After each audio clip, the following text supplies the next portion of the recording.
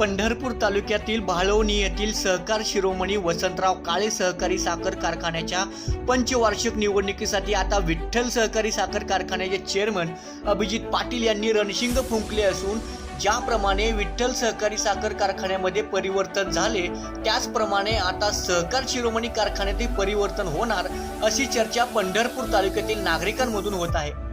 अनेक वर्षानुवर्षे चेअरमन कल्याणराव काळे यांच्याकडे हा सहकारी साखर कारखाना असतानाही अद्यापही कारखाना 400 कोटींच्या आसपास कर्ज असल्याने तसेच आतापर्यंत सभासदांची वेळेवर बिले न दिल्याने सभासद वर्गातून नाराजी व्यक्त होत आहे। तसेच कामगारांचाही पगार वेळेवर न झाल्याने कारखान्याची कामगार त्रस्त झाले असल्याने कामगार वर्गातून बोलले जात आहे। त्यामुळे आता परिवर्तन होण्यासाठी काही सभासदांनीच कामगारांनी अभिजित पाटील यांना साकडेच घातल्याचे कळाले।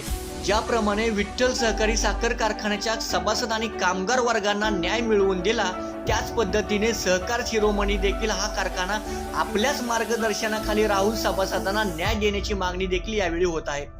त्यासाठी लागेल ती मदत व सहकार्य करण्याची भावना सभासद व काही संचालकांनी व्यक्त केलीत।